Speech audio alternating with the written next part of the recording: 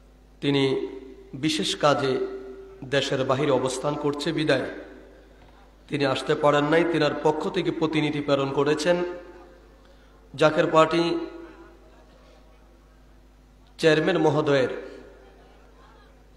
Deputy press সচিব, Zaker party ছাত্র ফ্রন্টের কেন্দ্রীয় সহ সাধারণ সম্পাদক জনাব খুরশেদ আলম খোকন ভাই, অতকার মাহফিলে বিশেষ অতিথি হিসাবে দাওয়াত করা হয়েছে জনাব মোহাম্মদ ফয়সাল বিন শফিক সনি, কেন্দ্রীয় সাংগঠনিক সম্পাদক রাজশাহী বিভাগ ও সভাপতি বগুড়া জেলা জাকের পার্টি। অতকার মাহফিলের বিশেষ অতিথি হিসাবে আর উপস্থিত আছেন জনাব মোহাম্মদ সিরাজুল ইসলাম ফৌজদার, সহসভাপতি বগুড়া সাংগঠনিক বিভাগ এবং সভাপতি জয়পুরহাট জেলা জাকের পার্টি। অতকার মাহফিলের সম্মানিত আলোচক বৃন্দু, আমার পূর্বে যিনি অত্যন্ত সুরলিত কণ্ঠে জ্ঞানগর্ভ আলোচনা আপনাদের সম্মুখে পেশ করলেন, বিশিষ্ট ইসলামিক চিন্তাবিদ হজরতুল আল্লাম মুফতি মাওলানা মোহাম্মদ রজব আলী মাসুম জেহাদি, সাংগঠনিক সম্পাদক জাকের পার্টি যুব উলামা ফ্রন্ট এবং খাদেম বিশ্ব জাকের মঞ্জিল। অতকার মাহফিল উপস্থিত আছেন মাওলানা ফজলার রহমান, সদস্য জাকের পার্টি যুব উলামা ফ্রন্ট কেন্দ্রীয় পরিষদ। অতকার মাহফিল উপস্থিত আছেন মাওলানা মাওলানা আফজাল হোসেন, খাদেম বিশ্ব জাকের মঞ্জিল, মাওলানা এমদাদুল ইসলাম আশিকি, মাওলানা এবং অন্যান্য উলামায়ে কেরাম, বিশেষ অতিথিবৃন্দ, আমন্ত্রিত অতিথিবৃন্দ। মাহফিল সঞ্চালনায় আছেন জনাব মোহাম্মদ আবু শরীফ, কেন্দ্রীয় সহ সাংগঠনিক সম্পাদক ও সভাপতি জাকের পার্টি ছাত্র ফ্রন্ট বগুড়া সাংগঠনিক বিভাগ। আমার সামনে বসে আমার মুরব্বী বাবারা, যুবক ভাইয়েরা, পর্দার অন্তরালে আমার মা বোনেরা, যে যেখান থেকে বসে মাইকার আওয়াজ শুনছেন, সকলের প্রতি আমার আন্তরিক সালাম এবং মোবারকবাদ। আসসালামু আলাইকুম ওয়া রাহমাতুল্লাহি ওয়া বারাকাতুহু। ওয়া আলাইকুম আসসালাম ওয়া রাহমাতুল্লাহি ওয়া বারাকাতুহু। মহান মালিকুল মুলুক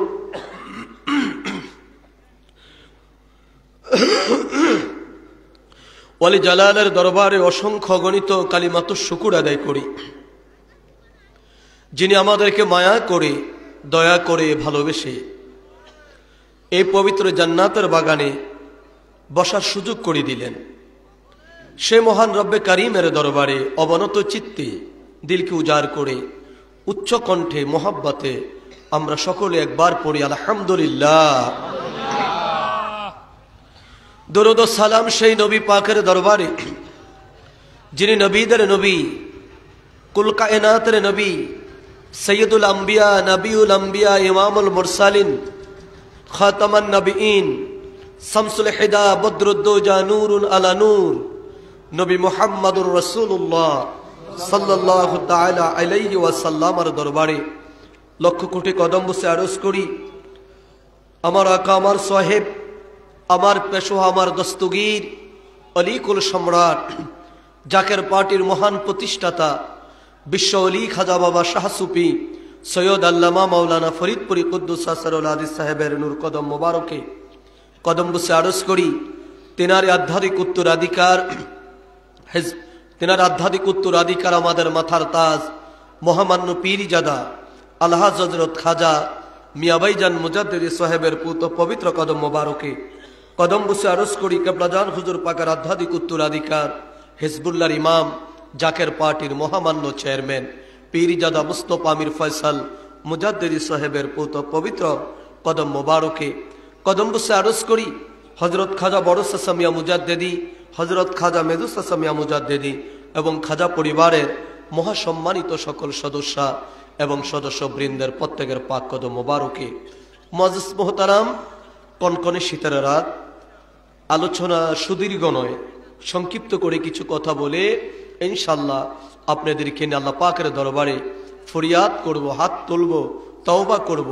আল্লাহ পাক যেন আমাদের জীবনের, সকলের জীবনের গুনাহ খাতাগুলো মাফ করে আমাদেরকে মাসুম এবং বেগুনাহ বানিয়ে দেন। সকলে বলেন আমিন। আবার জবান খুলে বলেন আমিন। প্রিয় ভাইয়েরা, খুব গভীর মনোযোগ দিয়ে কথাগুলো শুনতে হবে। একজন মানুষের ব্যক্তি জীবন, সমাজ জীবন, রাষ্ট্র জীবন, পারিবারিক জীবন, ব্যক্তি জীবন, কবরের জীবন, হাসর, মিজান, ফুলসেরাত এবং জান্নাত। একজন মানুষের সবচাইতে অমূল্য যে সম্পদ, সেই সম্পদের নাম হলো ঈমান। কি নাম বলেন? একটু জবান খুলে বলতে হবে, কি নাম? ঈমান। যার ঈমান আছে তাকে মুমিন বলা হয়, ঠিক কিনা? এই ঈমান, ঈমান শব্দটা এটা কি? ঈমানটা কি? ঈমান হলো আপনার নবী, আমার নবী, নবীদের নবী, কুল কায়নাতের নবী, নবী মুহাম্মদুর রাসূলুল্লাহ পরম সাল্লাল্লাহু আলাইহি ওয়াসাল্লামের মুহাব্বত, নবীর ভালোবাসা। জবান খুলে বলেন মারহাবা। কথা কি বুঝতেছেন আমার? ঈমান কি? এক কথায় নবীর মুহাব্বত। ঈমান কি? নবীর মুহাব্বত। জবান খুলে বলেন ঈমান কি?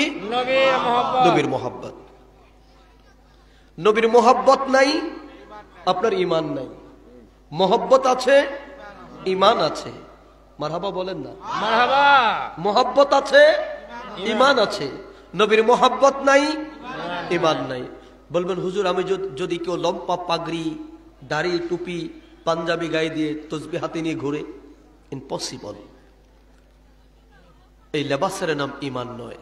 ঈমান হলো অন্তরের গোপনীয় বিষয়, অন্তরের রাসূলের ভালোবাসার বিষয়।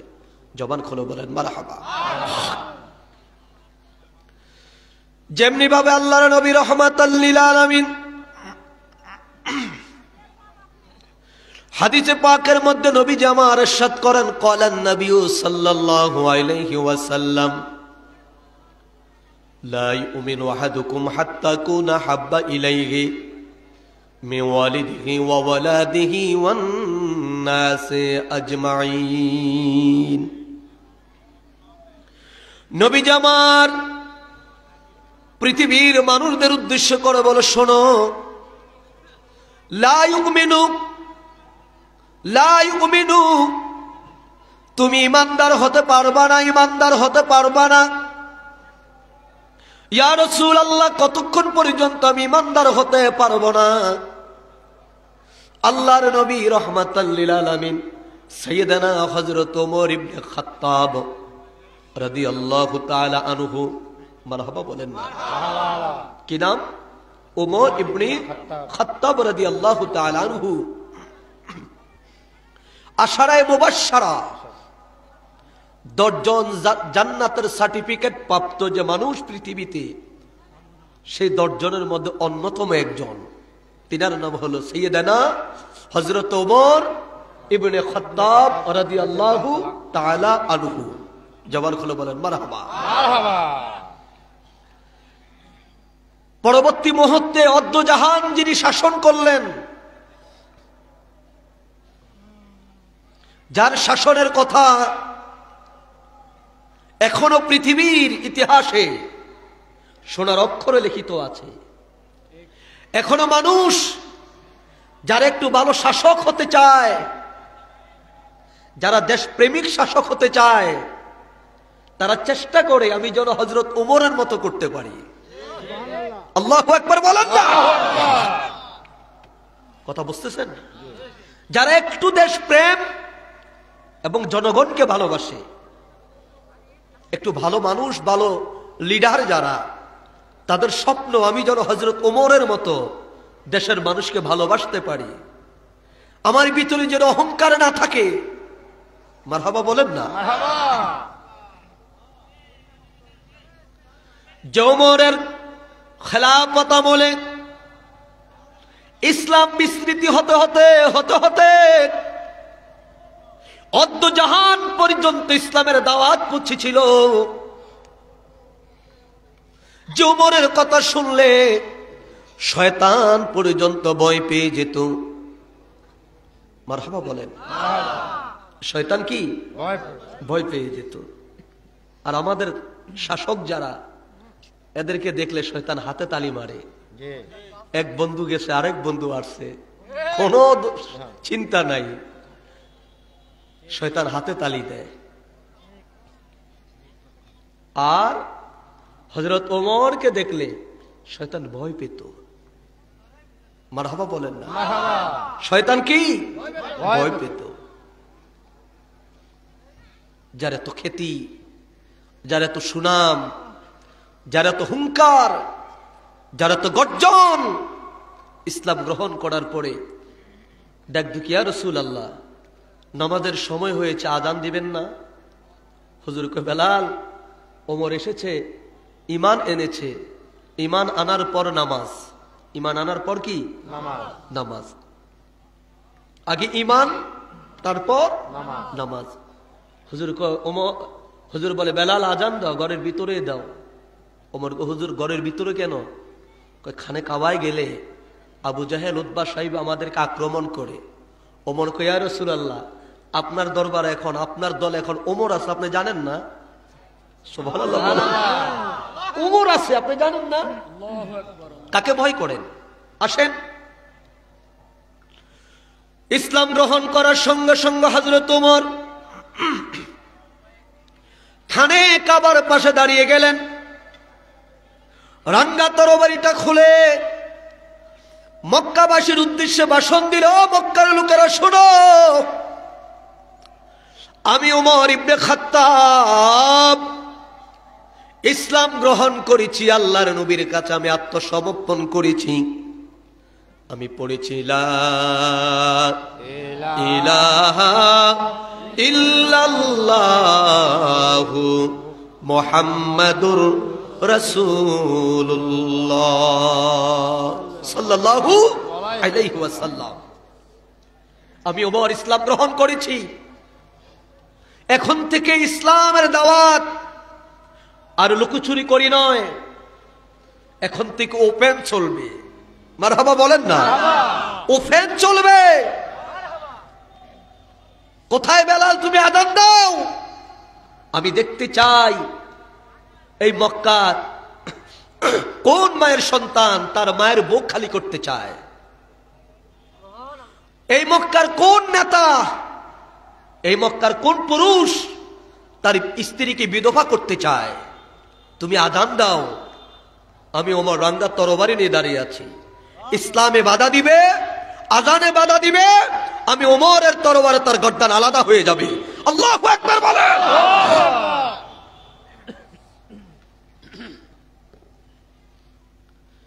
শুরু হলো ইসলামের জন্য হযরত ওমরের সংগ্রাম। খেলাফতের দায়িত্ব বসে অদ্য জাহান শাসন করলেন। এবার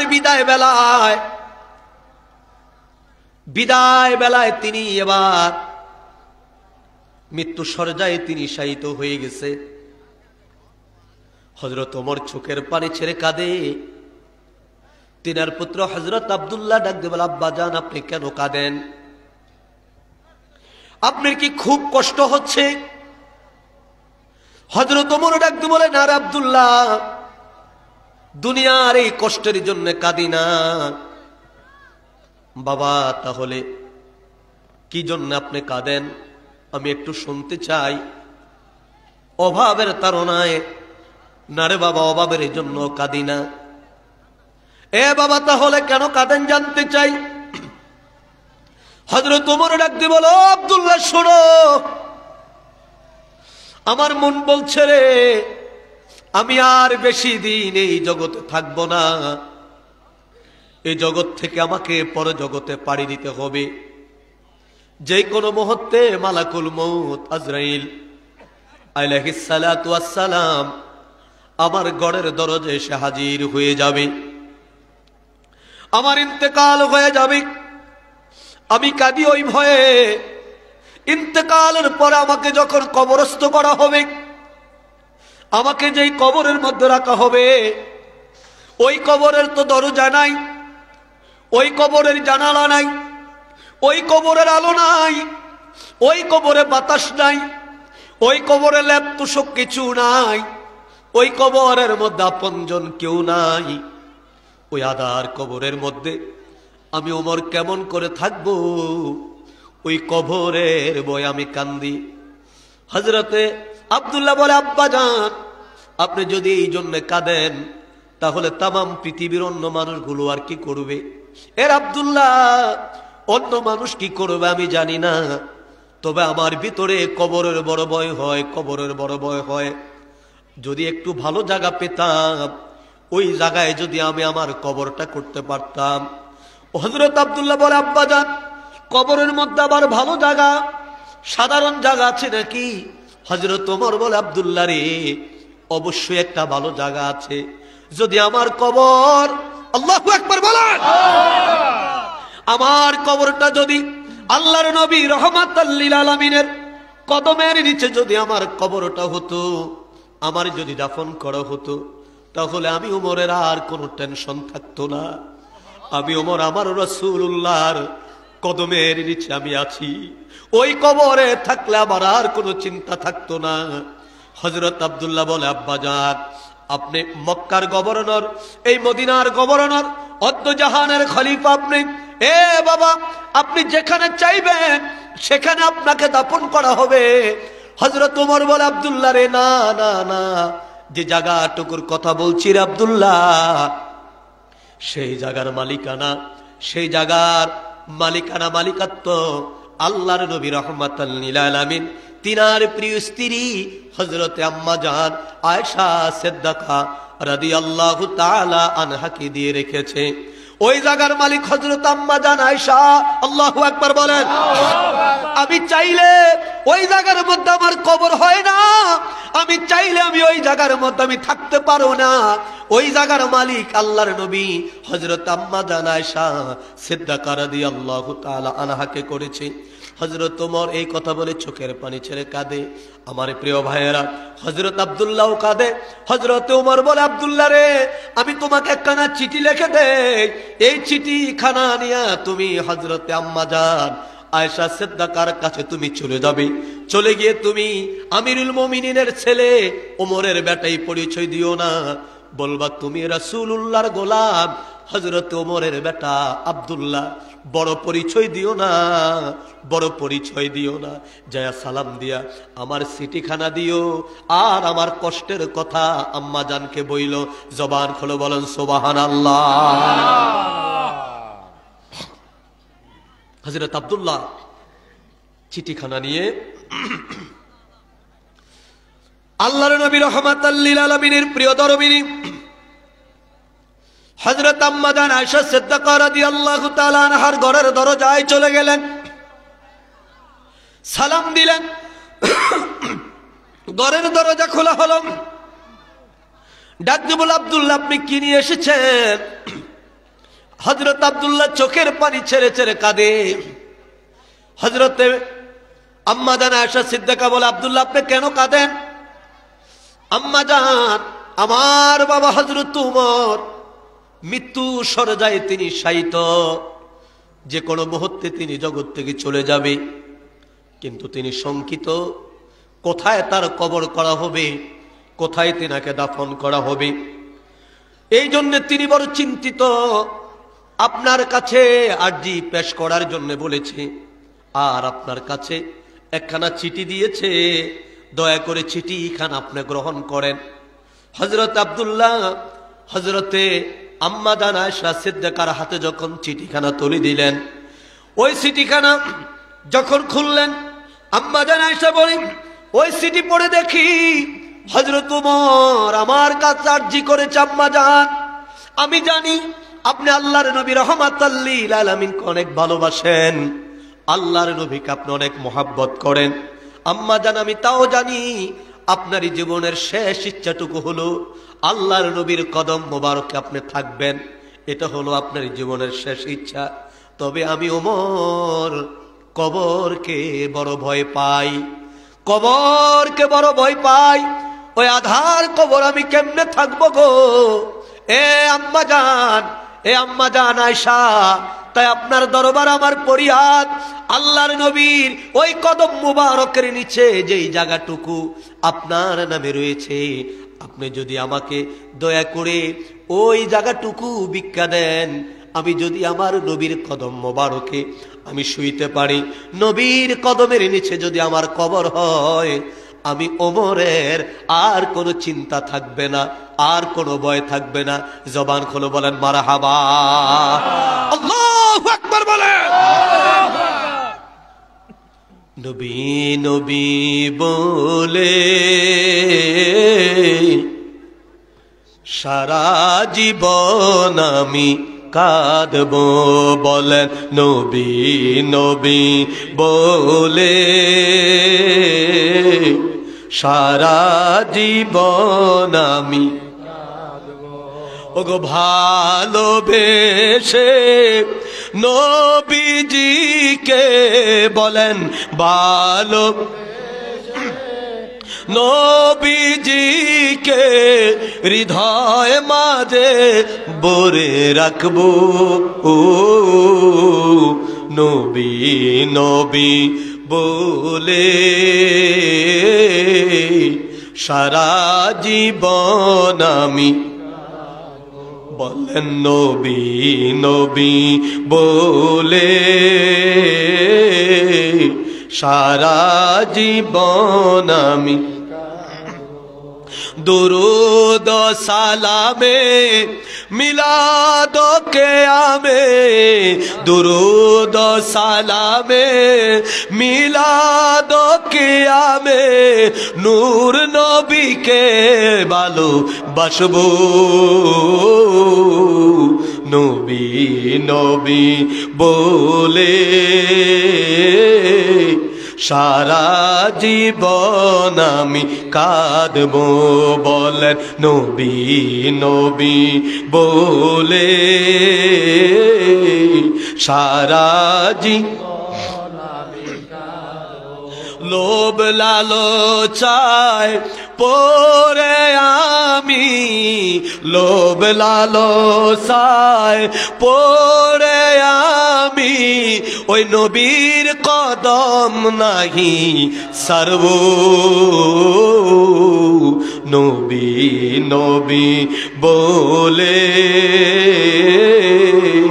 সারা জীবন আমি, বলেন নবী নবী বলে সারা জীবন আমি। জবান খুলে বলেন মারহাবা, আরো জোরে বলুন আল্লাহু আকবার, বলুন ইয়া রাসূলুল্লাহ, আরো জোরে বলুন ইয়া রাসূলুল্লাহ। আমরা রাসূল চাই কি চাই না? আরো জবান খুলে বলুন রাসূল চাই কি চাই না? কারা কারা চান দুইটা হাত আমার আল্লাহকে দেখিয়ে দেন।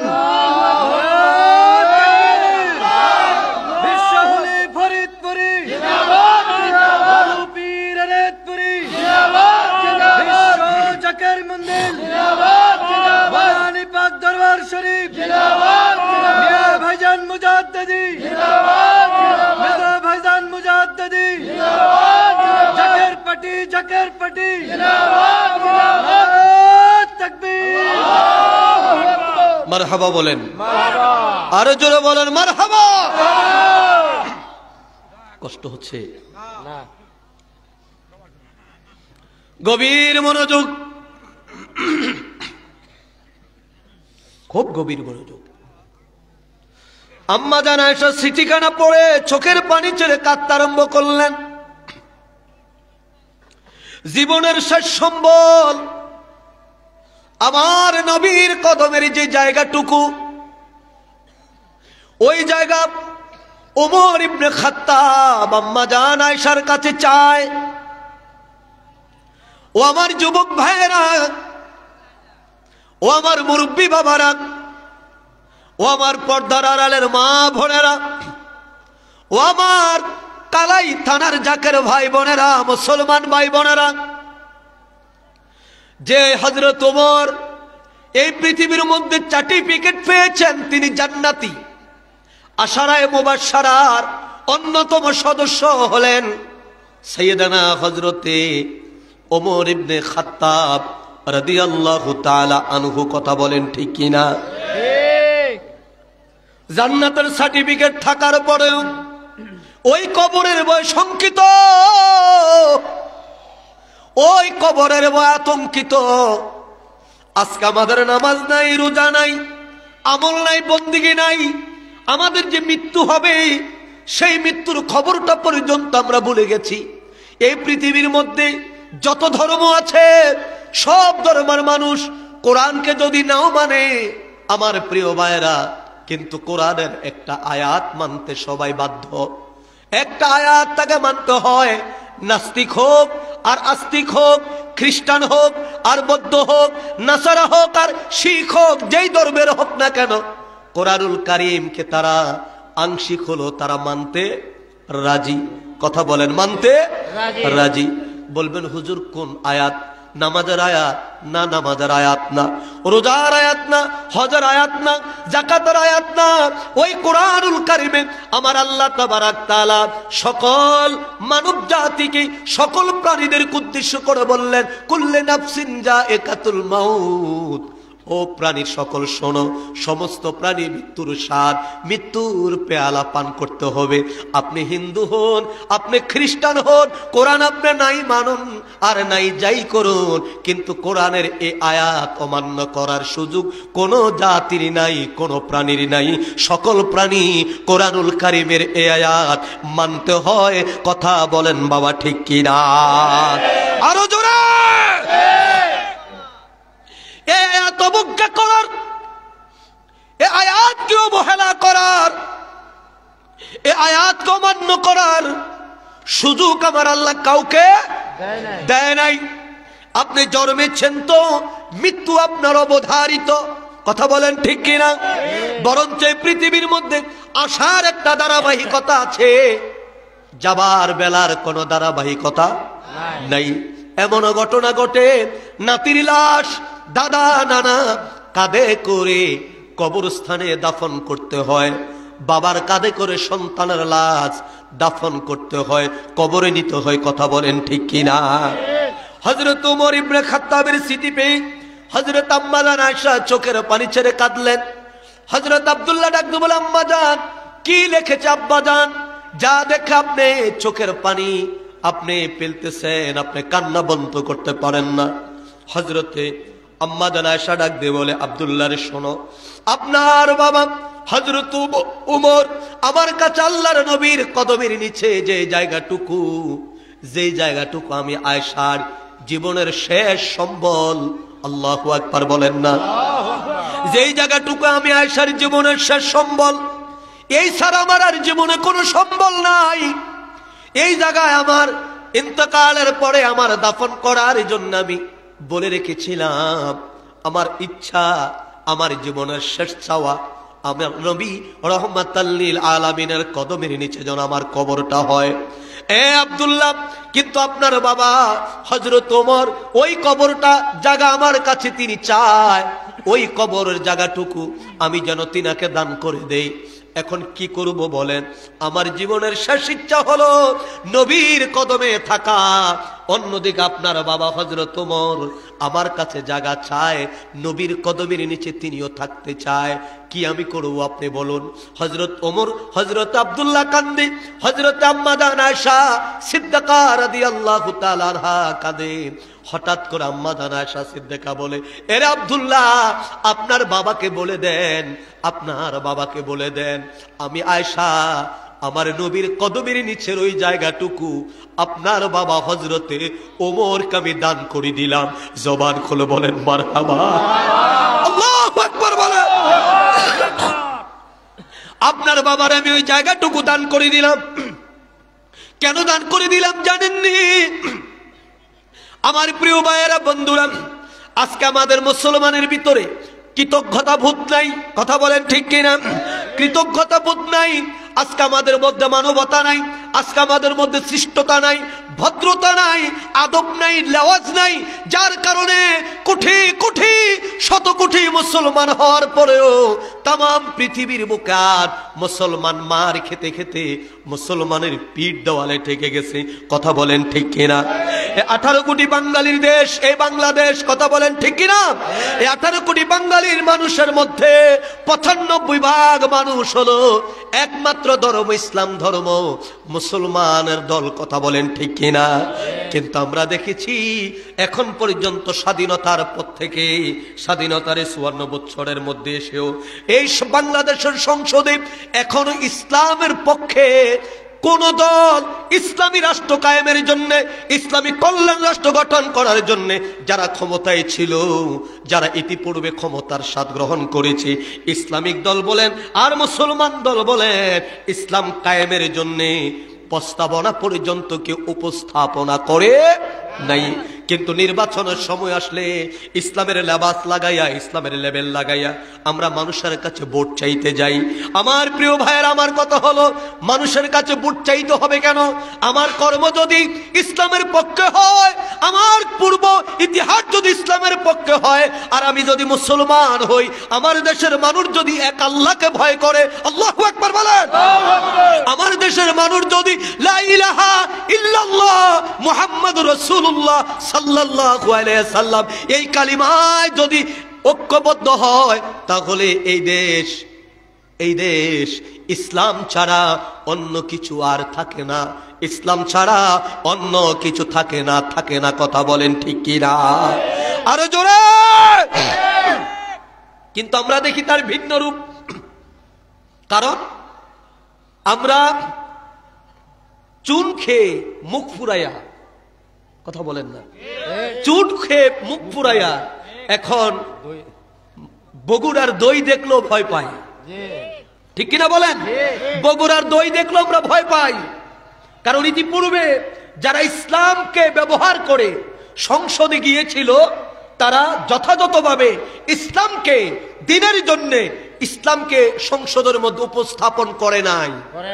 তারা তাদের নিজ ব্যক্তিকেন্দ্রিক স্বার্থকে তারা হাসিল করার চেষ্টা তারা করেছে।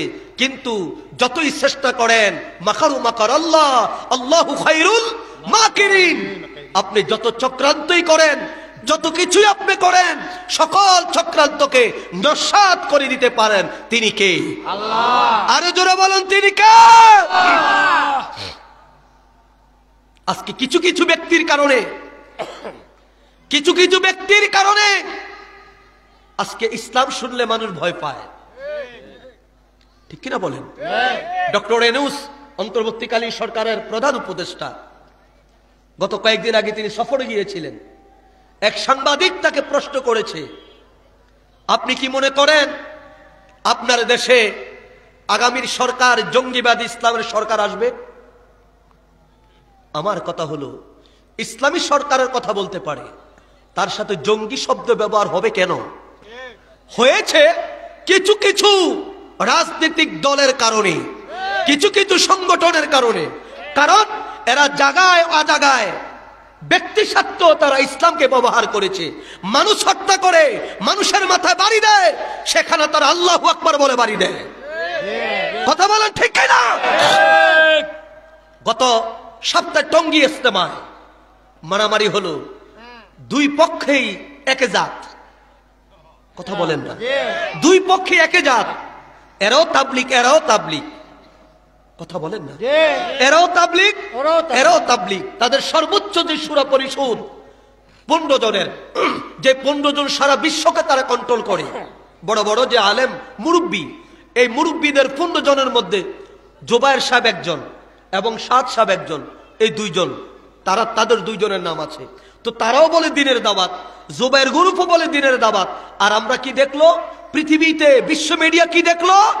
বাঁশ দিয়ে যখন বাড়ি দিচ্ছে, কি নাম কয়া? না হরে নাম কয়া? আমি বলবো অপতথ্যের দল। মানুষ হত্যা করতে গিয়ে তোকে আমার আল্লাহর নাম নেওয়ার হুকুম তোকে কে দিয়েছে?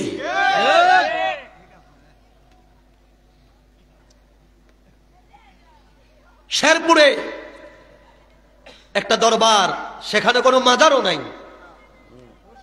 মাজার হইলে না তোদের সুলকানি হওয়ার কথা, কোনো মাজারও নাই। সে একজন পীর সাহেবের বাড়ি, সেখানে বছরে দুই একটি প্রোগ্রাম হয়, ইসলামিক প্রোগ্রাম হয়।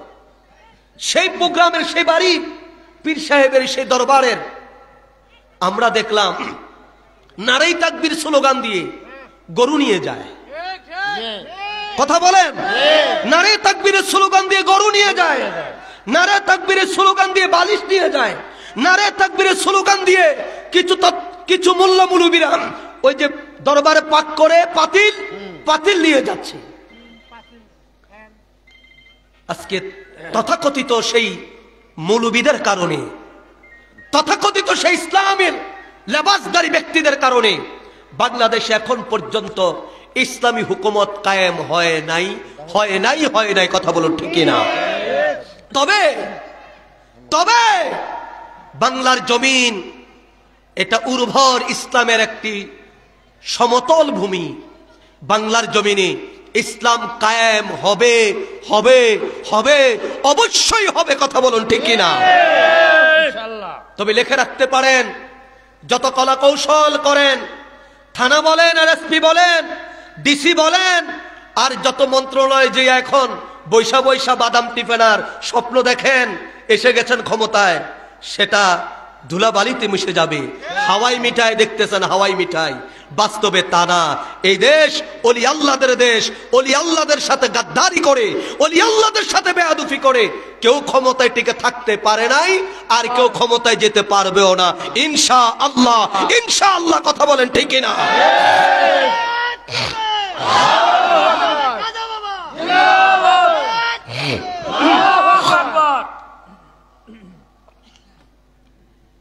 কৃতজ্ঞতা বোধ। আল্লাহ বলছে, লা ইন শাকারতুম লা আযীদান্নাকুম ওয়া লা ইন কাফারতুম ইন্না আযাবি লাশাদীদ। আমার নিয়ামত যখন পাও, নিয়ামতের শুকরিয়া গুজার করো। শুকরিয়া গুজার করলে আমি আল্লাহ নিয়ামত বাড়িয়ে দিব। আর যদি শুকরিয়া গুজার না করো, অস্বীকার যদি করো, ইন্না আযাবি লাশাদীদ, আমি আল্লাহ তোর জন্য রেখেছি ক্রিয়াদায়ক শাস্তি।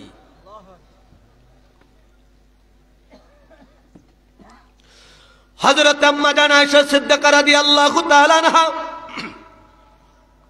কি মনে করেন নবীর কদমের নিচে জায়গা? কোন জায়গা? পৃথিবীর মধ্যে একটি জায়গা আছে যাকে বলা হয় রিয়াজুল জান্নাত। কথা বলেন, রিয়াজুল জান্নাত। নবীজির হুজরা এবং নবীজির মসজিদে নববীর মিম্বর, আম্মা জান আয়েশার হুজরা এবং মসজিদে নববীর মিম্বর পর্যন্ত জায়গাটার নাম হলো রিয়াজুল জান্নাত। সেই রিয়াজুল জান্নাতের নবীর কদমের নিচে জায়গা আম্মা জান আয়েশা ছেড়ে দিতে চায়। কেন? তিনি চোখের পানি ছেড়ে বলছে, আব্দুল্লাহ রে, এই মদিনার মুনাফিকরা যখন আমার চরিত্র নিয়ে মিথ্যা রটে দিয়েছিল, আমার হার হারিয়ে যাওয়ার পরে আমার চরিত্রের উপরে যখন আঘাত করেছিল, আল্লাহর হাবিব সরকার দো আলম মুনাফিকদের কথা সইতে না পেরে আমাকে আমার বাবার বাড়ি আবু বকরের বাড়িতে পাঠিয়ে দিলেন। একদিন না দুদিন না, একটা মাস পর্যন্ত আল্লাহর নবী রাহমাতাল লিল আলামিন আমাকে দেখতে যায় নাই। আর আমি আয়েশা ছিলাম এমন, সকালের খাবার দরকার ছিল না, আমার নবীর চেহারার দিকে তাকাইলে আমার খাবার স্বাদ আমার মিটে যাইত। পৃথিবীর সব আমি ছাড়তে পারতাম, নবীকে ছেড়ে আমি থাকতে পারতাম না, বাবার বাড়িতে আমি থাকতাম না। আল্লাহর নবীর খেদমতের জন্য আমি দৌড়াইয়া নবীর কদমে আমি ছুটে আসতাম। ওরে আব্দুল্লাহ শোনো, এক মাস হল আল্লাহর নবী আমাকে দেখতে যায় না। এদিকে মদিনার মধ্যে মুনাফিকরা আমার নবীকে ডাক দিয়ে বলে, ইয়া রাসূলুল্লাহ, আপনি আয়েশার তালাক দিয়ে দেন। নাউজুবিল্লাহ বলেন না? আপনি আয়েশাকে তালাক দিয়ে দেন। আয়েশার সেই দেড় সুন্দরী তপস্বী কুমারী নারী আপনাকে আমরা বিবাহ, আপনার জন্য আমরা পাত্রী আমরা এনে দিব, আপনি আয়েশাকে ছেড়ে দেন। আল্লাহর নবীর কাছে প্রতিনিয়ত মুনাফিকরা তাসবিহ পড়তেছে, হুজুর আপনি আয়েশাকে ছেড়ে দেন, আপনি আয়েশাকে ছেড়ে দেন, আয়েশাকে তালাক দিয়ে দেন, আমরা আপনার জন্য আবার নতুন করে সুন্দরী কোন নারী এনে দিব আপনার বিবাহের জন্য। আমার নবীর কাছে এই মন্ত্রণা দিতেছে। নবী আমার শুনে শুনে না, পরিশেষে কিছু লোক, কিছু সাহাবী পর্যন্ত নবীরে বললেন, ইয়া রাসূলুল্লাহ, ইয়া হাবিবাল্লাহ, মদিনার কোন হাটে বাজারে যেতে পারি না, আজকে কোন কওমে যেতে পারি না, কোন গোত্রে যেতে পারি না, যেখানে যাই শুধু আম্মা জান আয়েশা সিদ্দিকার ব্যাপারে কুৎসা রটানো হচ্ছে। ইয়া রাসূলুল্লাহ, আপনি ছেড়ে দেন, ছেড়ে দিলে আমরা বেঁচে যাই, আর অপবাদ আমাদের সয় না।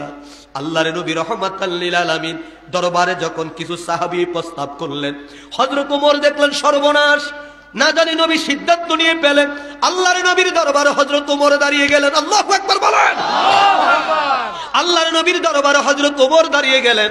হযরত ওমর দাঁড়িয়ে বলে, ইয়া রাসূলুল্লাহ, ইয়া হাবিবাল্লাহ, নবী গো, না না না না, আপনি আয়েশাকে আপনি তালাক দিয়েন না।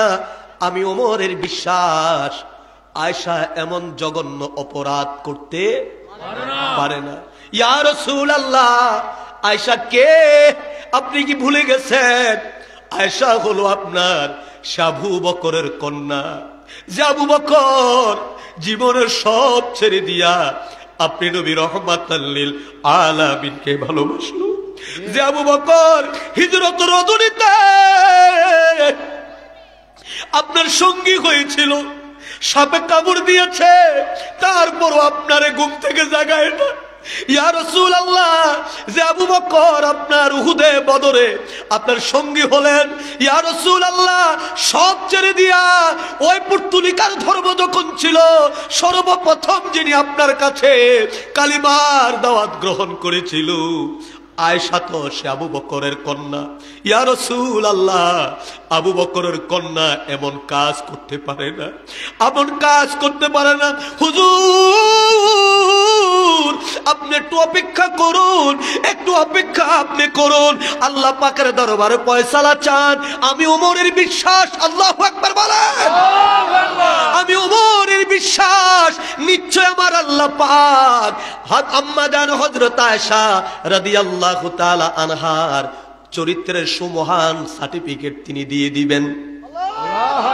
মারহাবা বলেন। মুনাফিকরা যখন আম্মা জানকে তালাক দিতে বলে, আহারে প্রিয় ভাইয়ের আমার, বন্ধুরা আমার, গভীর মনোযোগ দিয়ে শুনেন। আল্লাহর নবীর দরবারে প্রাচীর হয়ে দাঁড়াইলেন হযরতে আম্মা জান আয়েশার পক্ষে একমাত্র প্রাচীর হয়ে দাঁড়াইলেন হযরতে ওমর ইবনে খাত্তাব। আবু বকর লজ্জায় ঘর থেকে বের হতে পারে না, লজ্জায় আবু বকর ঘর থেকে বের হয় না। আম্মা জান আয়েশা কাঁদে, আম্মা জান আয়েশা ঘর থেকে বের হয় না।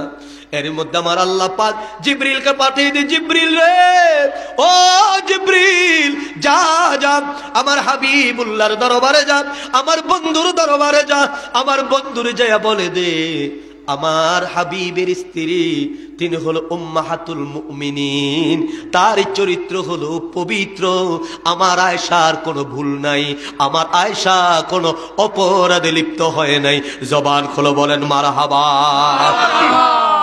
আল্লাহর নবীর দরবারে ওহী নাজিল হয়ে গেল, আম্মা জান আয়েশার চরিত্রের সার্টিফিকেট পেয়ে গেল। আল্লাহু আকবার বলেন। আল্লাহর নবী এবার হুজরা মুবারকের দরজাটা ধাপ করে খোলে। আল্লাহু আকবার বলেন। কারণ আম্মা জান আয়েশা আমার নবীরে ভালোবাসতো, নবী আমার আম্মা জান আয়েশাকে অনেক বেশি ভালোবাসতেন, অনেক বেশি ভালোবাসতেন। কত ভালোবাসতেন, কি হাদিস শরীফ এসেছে, আল্লাহর নবী যখন খেতে বসতেন আম্মা জান আয়েশাকে নিয়ে খেতে বসতেন। আম্মা জান আয়েশা গ্লাসের যেখানে তিনার ঠোঁট মুবারক লাগাইয়া পানি পান করতেন, আল্লাহর নবী তাকিয়ে থাকতেন। আম্মা জান আয়েশার ঠোঁট মুবারক যেখানে লেগেছে, আমার নবীজির নুরানি ওই ঠোঁট মুবারক সেখানে লাগাইয়া আমার নবী পানি পান করতেন। জবান খুলে বলুন সুবহানাল্লাহ। আল্লাহর নবী এমন ভালোবাসতেন, গোশত যখন খেত আল্লাহর নবী তাকিয়ে থাকতেন। কথা বলেন না। আল্লাহর নবী তাকিয়ে থাকতেন, আগে আম্মা জান আয়েশাকে দিতেন, বলে আপনি খান। আল্লাহ নবী তাকে থাকতেন, আম্মা জান আয়েশা ওই গোশতের টুকরার কোন জায়গায় তিনি কামড় দিয়েছে, আল্লাহর নবী যখন তাকে থাকতেন, আম্মা জান আয়েশা খেয়ে রাখলে আমার নবীজি আম্মা জান আয়েশা যে দিক দিয়ে খেয়েছেন ওই দিকে তিনি কামড়ায়া কামড়ায়া আমার নবীজি গোশত তিনি খেতেন। জবান খুলে বলেন মারহাবা। এত ভালোবাসতেন। যখন আম্মা জান আয়েশার ক্যারেক্টারের ব্যাপারে যখন আল্লাহর পক্ষ থেকে আমার প্রিয় ভাইরা সার্টিফিকেট আসলো, আমার নবী দরজা খুলে একটা ধর তিনি মারলেন। আল্লাহু আকবার কর। একটা ধর মেরে আবু বকরের ঘরের দরজায় চলে গেছে। আমার নবী ঘরের দরজায় দাঁড়িয়ে বলে, এ আয়েশা, আয়েশা গো, ও আয়েশা, ঘরের দরজা খোলো গো আয়েশা, ঘরের দরজা খোলো। আম্মা জান আয়েশা ঘরের দরজা খোলে না। তিনি চোখের পানি ছেড়ে হাউমাউ করে কাঁদতে শুরু করলেন। আমার নবী আবার ডাক দিয়ে আয়েশা ঘরের দরজা খোলেন। আম্মা জান আয়েশা ঘরের দরজা অভিমান করে খোলে না। আমার নবী আয়েশা দরজা খুলেন, আমি আপনার নিতে এসেছি, আল্লাহ আপনার সার্টিফিকেট দিয়েছে, আপনার চরিত্র বড় সুন্দর চরিত্র। আম্মা জান আয়েশা ঘরের দরজা খোলে না।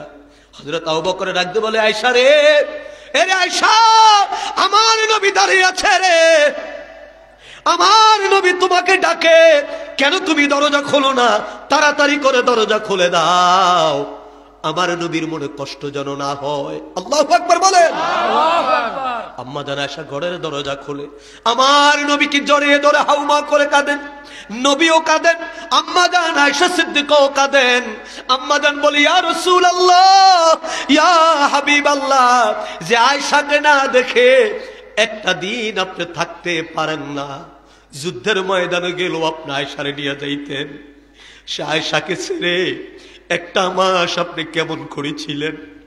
ইয়া রাসূলুল্লাহ, আপনি পুরুষ মানুষ, মানুষের সাথে কথাবার্তা বলে আপনার সময় চলে যায়। আমি আয়েশা কেমনে দিনগুলো কাটাইলাম, যে আয়েশা একটা মুহূর্ত আপনার না দেখলে পাগল হয়ে যায়। সে আয়েশা কেমনে আপনার ছাড়া থাকে? ইয়া রাসূলুল্লাহ, আমি অন্যায় করি নাই, আমি কোনো ভুল করি নাই, তারপরও আপনি আমাকে ক্ষমা করে দেন। আমার নবী আয়েশা রে, আর মাফ চাইতে হবে না, আমার আল্লাহ পাক আপনার চরিত্রের সুমহান সার্টিফিকেট দিয়ে দিয়েছে। জবান খুলে বলেন মারহাবা। আল্লাহু আকবার বলেন। আমার প্রিয় ভাইরা, আম্মা জান আয়েশা সিদ্দিকা ডাক দিয়ে বলে, আব্দুল্লাহ রে, ও আব্দুল্লাহ, ওই দিন যদি আপনার বাবা উমর, মনে আছে তো, আপনার বাবা উমর যদি আমার পক্ষে নবীর দরবারে না দাঁড়াইতো, নবীজি যদি আমারে তালাক দিয়ে দিত রে আব্দুল্লাহ, তাহলে এই জায়গার মালিক তো আমি আজকে হইতাম না। সুবহানাল্লাহ বলেন না। এই জায়গার মালিক তো আমি আজকে হইতাম না। আপনার বাবার কারণ আমি হয়েছি। আপনার বাবার এই ঋণ শোধ করার মতো আমার কোনো ব্যবস্থা নাই। যান আপনার বাবাকে বলে দেন, আপনার বাবা হযরত ওমর ইবনে খাত্তাব রাদিয়াল্লাহু তাআলা আনহুর নামে আমি এই জায়গাটুকু দিয়েছি। আপনার বাবা ইন্তেকালের পরে এই জায়গায় তার দাফন হবে, এই জায়গায় তার মাজার হবে, এই জায়গায় তিনার কবর শরীফ হবে। জবান খুলে বলেন মারহাবা। হযরত আব্দুল্লাহ দৌড়ে চলে গেলেন, আব্বা জান সুখবর এসেছে। এর আব্দুল্লাহ কি সুখবর?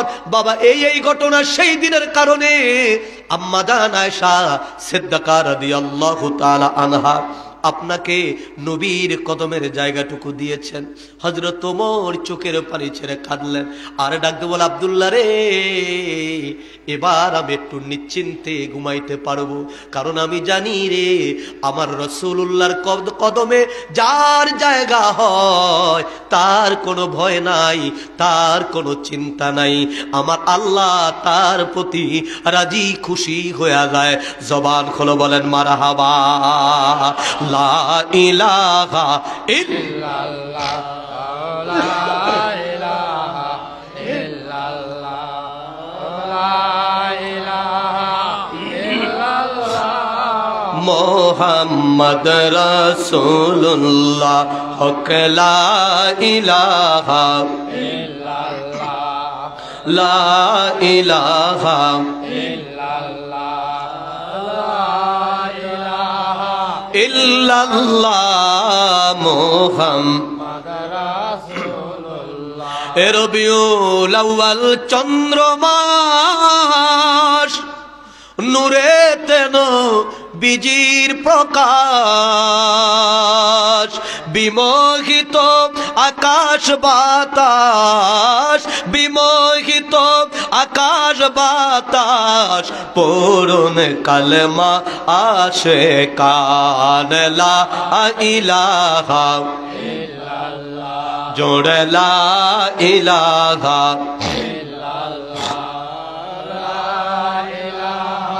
ইল্লাল্লাহ মুহাম্মদ রাসূলুল্লাহ পড়ুন সাল্লাল্লাহু আলাইহি ওয়াসাল্লাম। জবান খুলে বলেন মারহাবা, আর জোরে বলেন আল্লাহু আকবার, বলেন ইয়া রাসূলুল্লাহ। নবী আমার একাদা ওই হযরত ওমরকে ডাক দিয়ে বলে, ওমর লাব্বাইক ইয়া রাসূলুল্লাহ, আপনি আমার কেমন ভালোবাসেন? নবীর ভালোবাসার নাম জোরে আরে জোরে ঈমান। আপনি আমার কেমন ভালোবাসেন? হযরত ওমরকে ইয়া রাসূলুল্লাহ ইয়া হাবিবাল্লাহ, আমার মা আমার বাবা আমার স্ত্রী আমার সন্তান যাহা আছে সবার চাইতে আমি আপনারে বেশি ভালোবাসি। লেকিন কিন্তু ইয়া রাসূলুল্লাহ আমি ওমর আমার জীবনের চাইতে এখনো আপনারে বেশি ভালোবাসতে পারি নাই। গভীর মনোযোগ, সবার চাইতে আপনারে বেশি ভালোবাসি কিন্তু আমার জীবনের চাইতে আপনাকে বেশি ভালোবাসতে এখনো পারি নাই। আমার নবী ডাকতে বলে, ওমর রে, ও ওমর, এখন আপনি পরিপূর্ণ ঈমানদার হতে পারেন নাই। এই জন্য আমার কেবলা জান হুজুর বলতো, বাবা রাসূলুল্লাহর মোহাব্বত যার অন্তরে যতটুকু তার ঈমান হলো ততটুকু। রাসূলুল্লাহর মোহাব্বত যার অন্তরে যত বেশি তার ঈমান হলো তত বেশি। আর রাসূলুল্লাহর মোহাব্বত যার অন্তঃকরণে নাই ওই ব্যক্তির ঈমান বলতে কোনো বস্তু নাই, কোনো বস্তু নাই। কথা বলেন ঠিক কিনা? এর মানে ঈমানের মূল, ঈমানের মগজ, ঈমানের মুদ্দা, ঈমানের হাকিকত হলো আপনার নবী, আমার নবী, নবীদের নবী, কুল কায়নাতের নবী, সাইয়্যিদুল আম্বিয়া, নবিউল আম্বিয়া, ইমামুল মুরসালিন, খাতামান নবীন, নবী মুহাম্মদুর রাসূলুল্লাহ। পড়ুন সাল্লাল্লাহু আলাইহি ওয়াসাল্লাম। জবান খুলে বলেন মারহাবা, আর জোরে বলুন আল্লাহু আকবার। ঈমানের মূল রহমাতাল লিল আলামিন, জোরে রহমাতাল লিল আলামিন, আর জোরে রহমাতাল লিল আলামিন। আর যদি আপনি ঈমানদার হয়ে যান, ঈমান যদি আপনার থাকে, আপনার নবী আমার নবী আপনার থেকে হাজার হাজার মাইল দূরে থাকে না, নবী আপনার নিকটে এসে যায়। কত নিকটে এসে যায়। আমার আল্লাহ বলে, আন্নাবিয়্যু আওলা বিল মুমিনিনা মিন আনফুসিহিম ওয়া আজওয়াজুহুম ওয়া উম্মাহাতুহুম।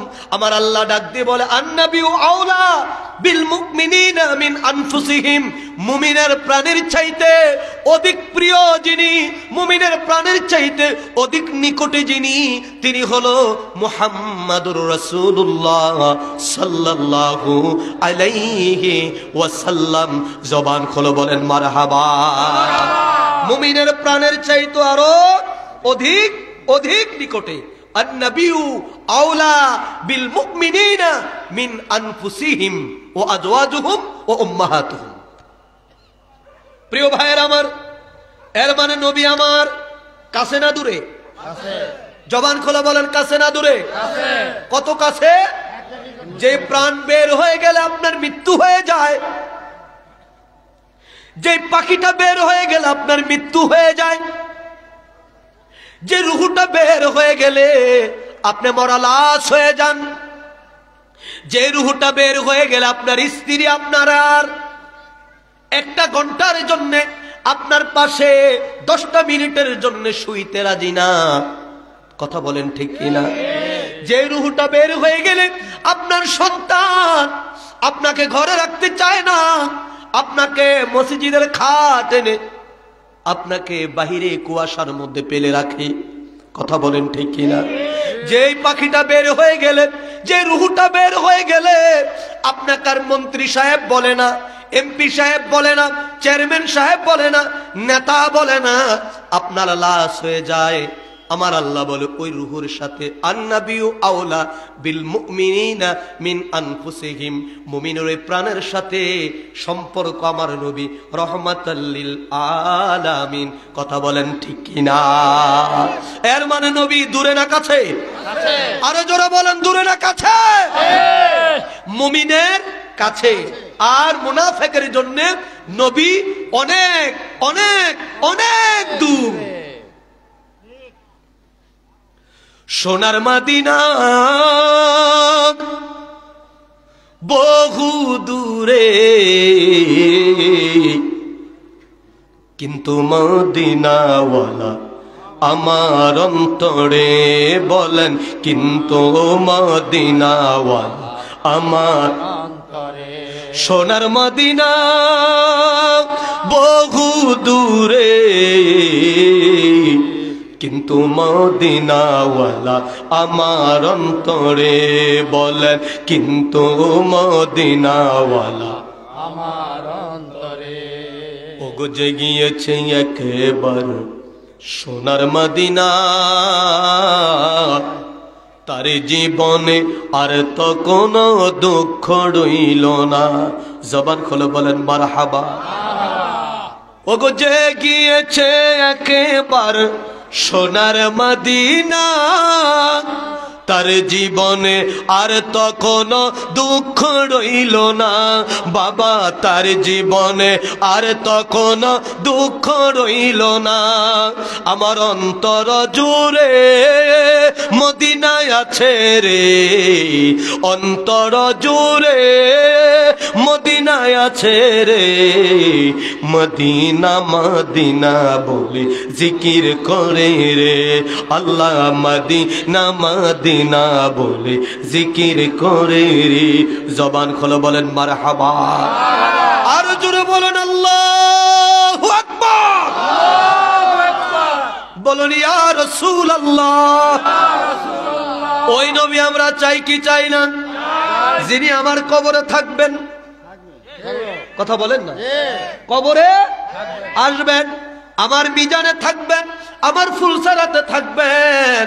জাহান্নামে আমার আল্লাহ আমাকে পালাইয়া দিলে ওই জাহান্নাম থেকে আমাকে যিনি সুপারিশ করে রক্ষা করবেন, তিনি হলো আপনার নবী, আমার নবী রহমাতাল লিল আলামিন। কথা বলেন ঠিক কিনা? তিনি রহমাতাল লিল আলামিন। আরো জোরে রহমাতাল লিল আলামিন। প্রিয় ভাইয়েরা আমার, বন্ধুরা আমার, তাহলে বুঝা গেল ওই নবীর মোহাব্বতের নাম ঈমান। কথা বলেন, নবীর মোহাব্বতের নাম ঈমান। ঈমান আছে আপনার উপরে নামাজ ফরজ, ঈমান আছে আপনার উপরে যাকাত ফরজ। কিন্তু আমাদের দেশে কিছু কিছু ভাই সাহেব আছে নামাজ পড়ে না, কয় ঈমান আছে, বলে কি না?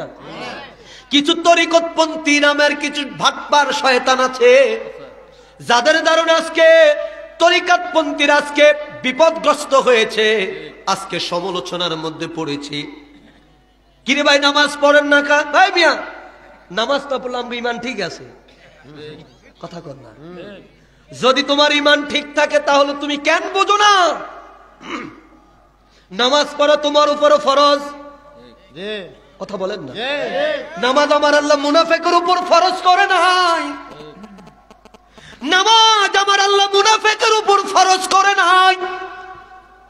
রোজা আমার আল্লাহ কোন মুনাফিকের উপর ফরজ করে নাই। হজ আমার আল্লাহ কোন মুনাফিকের উপর ফরজ করে নাই। যাকাত আমার আল্লাহ কোন মুনাফিকের উপর ফরজ করে নাই। আমার নবীর দুরূদ কোন মুনাফিককে পাঠ করার জন্য আমার আল্লাহ বলে নাই, বলেছে না। নামাজের আগে আমার আল্লাহ কয় ইয়া আইয়ুহাল্লাযীনা আমানু, হজের আগে কয়, হজের আগে আমার আল্লাহ কয় হে ঈমানদারেরা, যাকাতের আগে কয় হে ঈমানদারেরা, ভাইয়ের আমার, হজের আগে বলে হে ইমানদারেরা নবীর দুরূদ পড়বে। আমার আল্লাহ কইয়া আইয়ুহাল্লাযীনা আমানু,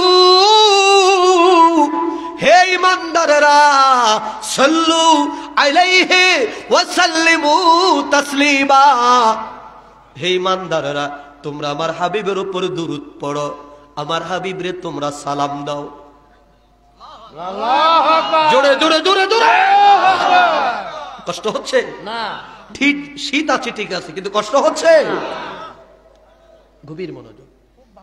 এর মানে আমার আল্লাহ, যদি আপনি দাবি করেন আপনার ঈমান আছে, গভীর মনোযোগ, যদি দাবি করেন আপনার ঈমান আছে, তাহলে আপনার উপরে নামাজ ফরজ। কথা বলে, আপনার উপরে নামাজ কি ফরজ? যদি আপনি দাবি করেন আপনার ঈমান আছে, তাহলে মাহে রমজানের রোজা ফাঁকি দেওয়ার কোনো কারণ, মারফতের নাম দিয়া রোজার মতো রোজা একবার রাখলে হয় না। আমি আমার কাছে আইসো, খাওয়ানোর মতন খাওয়ার একবার খাওয়াইয়া শীত করে বাইন্দা রাখবো, দেখি কয়দিন থাকতে পারো না খাইয়া। কথা বলেন না, মারফতের নামে বন্ডামি করা চলবে না। আরো জোরে বলেন চলবে। হ্যাঁ, আর যদি তুমি লেবাসদারি মুসলমান হইয়া থাকো, মুনাফেক চরিত্র যদি তোমার থাকে, তাহলে নামাজ না পড়ো, আমার কোনো আপত্তি নাই। কিন্তু তুমি যদি বলো তোমার ঈমান আছে, তাহলে তোমাকে নামাজ পড়তে হবে। কথা বলেন, নামাজ পড়তে হবে। কথা বুঝতেছেন আমার জি কথা বুঝতেছেন? জি। তুমি যদি বলো তুমি ঈমানদার, ঈমান তোমার আছে, তাহলে তুমি আমার নবীর দুরূদ পড়তে হবে। জি কথা বলেন না, নবীর দুরূদ পড়তে হবে। পড়তে তোমার হবে। আর যদি বলো আমি তারা নারা, এখন একরম আবার আরেক রকম, কথা বলেন, তাহলে আমার আল্লাহ তোমার নবীর দুরূদ পড়তে বলে না। আমার আল্লাহ বলে না ইয়া আইয়ুহান নাস সাল্লু আলাইহি ওয়া সাল্লিমু তাসলিমা, আমার আল্লাহ বলে না। বলে না। আমার আল্লাহ কইয়া আইয়ুহাল্লাযীনা আমানু, হে হে ইমানদারেরা, হে ইমানদারেরা সাল্লু আলাইহি ওয়া সাল্লিমু তাসলিমা, তোমরা আমার হাবিবের উপর দুরূদ পাঠ করো আর আমার হাবিবকে তোমরা সালাম দাও। তাসলিমান আয় তাজমান, যখন সালাম দিবা অত্যন্ত বিনয়ের সাথে, অত্যন্ত তাজিমের সাথে, অত্যন্ত আদবের সাথে আমার হাবিবরে তোমরা সালাম দিও। আদব কেমনে হয় ইয়া রাসূলুল্লাহ? এ দুনিয়ার লোকেরা শোনো, আদব কাকে বলা হয়? মসজিদে নববীতে হাজিরা যখন হজ করে মক্কা থেকে মদিনায় যায়, আল্লাহু আকবার বলেন না, হাজিরা হজ করে যখন মদিনা আমার রাসূলের দরবারে যায়, রাসূলের দরবারে যাইয়া আমার ভাইয়েরা বাবি জিব্রাইল দিয়ে হাজিরা কাতার ধরে লাইন ধরে ঢুকে, সুবহানাল্লাহ বলেন না, লাইন ধরা আমার নবীর রওজা মুবারকের দিকে যায়। রওজা মুবারকের দিকে যাইয়া রওজা মুবারকের দিকে ঘুরে কয় আসসালাতু আসসালামু আলাইকা ইয়া রাসূলুল্লাহ, আসসালাতু আসসালামু আলাইকা ইয়া হাবিবাল্লাহ, আসসালাতু আসসালামু আলাইকা ইয়া শাফিআল মুজনবিন, আসসালাতু আসসালামু আলাইকা ইয়া রাহমাতাল লিল আলামিন। জবান খুলে বলেন মারহাবা, আল্লাহু আকবার বলেন। আল্লাহু আকবার। তখন বৈশা বৈশা এ কথা বলার সুযোগ নাই। কথা বলেন না, দাঁড়াইয়া আদবের সাথে, বিনয়ের সাথে, বিনয়ী কণ্ঠে, প্রেমময় কণ্ঠে আমার রাসূলকে সালাম দিতে দিতে এরপরে আপনার বাবু সালাম যে দরজা মসজিদে নববীর, সে দরজা দিয়ে তখন বের হয়। সুবহানাল্লাহ বলেন না, সুবহানাল্লাহ। আরো জোরে বলেন আল্লাহু আকবার। গভীর মনোযোগ। এখন আমার কথা, কেউ যদি বলে নবীর দুরূদ পড়া যাবে না, ঝগড়া করবেন? হ্যাঁ, কেউ যদি বলে নবীরে দাঁড়ায়া সালাম দিতে পারবেন না, ঝগড়া করবেন? ঝগড়ার কোনো দরকার নাই। বুঝে নিতে হবে সে এখনো ইমানের কাতারে আসতে পারে নাই, ইমানদারের কাতারে আসতে পারে নাই। যদি ইমানদারের কাতারে আইসাই থাকে, আমার আল্লাহর বিধান তার উপরে নবীর দুরূদ পড়তে হবে। যদি না পড়ে বুঝতে হবে সে ইমানদার না, ইমানের স্বাদ এখনো সে পায় নাই। কথা বলেন ঠিক কিনা? ঠিক আছে ভাই, তুমি পড়ো নাই, পড়ো না, আজীবন না ফইরাই থাকো। কথা বলেন না, আজীবন তুমি না ফইরা থাকো। আমরা বুঝেছি আমার আল্লাহ তোমাকে বলে নাই ইমানদার তুমি এখনো হতে পারো নাই। যদি ইমানদার হইতা আমার নবীর তুমি দাঁড়ায়া সালাম দিতা, আমার নবীর শানে তুমি দুরূদ শরীফ পাঠ করতা।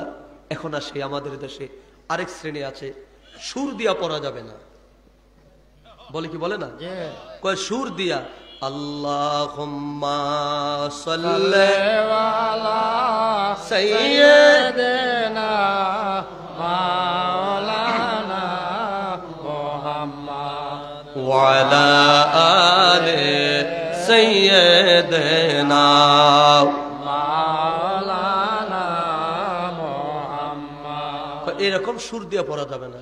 তাহলে কেমনে পড়তে হবে? আল্লাহুম্মা সাল্লি আলা সাইয়্যিদিনা মাওলানা মুহাম্মদ ওয়া আলা আলি মুহাম্মদ কামা সাল্লাইতা আলা ইব্রাহিম ওয়া আলা আলি ইব্রাহিম ইন্নাকা হামিদুম মাজিদ। সুর ছাড়া পড়তে হবে। আমি বলি তুমি কি আল্লাহর পক্ষে না আল্লাহর বিপক্ষে? আল্লাহর পক্ষে। ওই লোকগুলোকে আল্লাহর পক্ষে না বিপক্ষে? হ্যাঁ, কেমনে বুঝলেন আল্লাহর বিপক্ষে? আল্লাহ পাক হাশরের ময়দানে, শোনেন মজার কথা শোনেন, আল্লাহ পাক হাশরের ময়দানে আল্লাহ তাবারাক তাআলা কোরআন তেলাওয়াত করবেন। মারহাবা কন্যা, মারহাবা। নবী রাসূল 1 লক্ষ মতান্তরে 2 লক্ষ নাকি যত লক্ষই হোক, সব নবীদের উপর রাসূলদের উপর আমাদের ঈমান আছে। এত নবী থাকতে আল্লাহ তাবারাক তাআলা প্রথম ডাক দেবে দাউদ কোথায়? সুবহানাল্লাহ বলেন। সুবহানাল্লাহ। আল্লাহ বলবে আমার দাউদ কোথায়? দাউদ, সুবহানাল্লাহ। হযরত দাউদ আলাইহিস সালাতু ওয়াস সালাম বলবে আয় রব আমি হাজির। আল্লাহ বলবে দাউদ তুমি তেলাওয়াত শুরু করো। আরে জোরে কর না, সুবহানাল্লাহ। তুমি তেলাওয়াত শুরু করো। দাউদ আলাইহিস সালাতু ওয়াস সালাম তেলাওয়াত শুরু করবে হাশরের ময়দানে। দুনিয়ায় করতেন তাওরাত, আপনার জাবুর কিতাব, যখন করতেন জাবুর কিতাব তেলাওয়াত, সমুদ্রের মাছ দাউদ নবীর কণ্ঠের তেলাওয়াত শোনার জন্য, মারহাবা বলেন না, মারহাবা, শোনার জন্য সমুদ্রের মাছ সব সমুদ্রের তীরে এসে দাউদ নবীর কণ্ঠের তেলাওয়াত শুনতেন। এত মধুময়, এত সুর, এত সুর, এত সুর। ওনার তেলাওয়াত শুরু হয়ে গেলে পৃথিবীর মধ্যে তরঙ্গ হতো। সুবহানাল্লাহ বলেন। সুবহানাল্লাহ। নদীর পানিগুলো নাচতো, আকাশ দিয়ে উড়ে যাওয়া পাখিগুলো স্তব্ধ হয়ে যেত। মারহাবা বলেন না।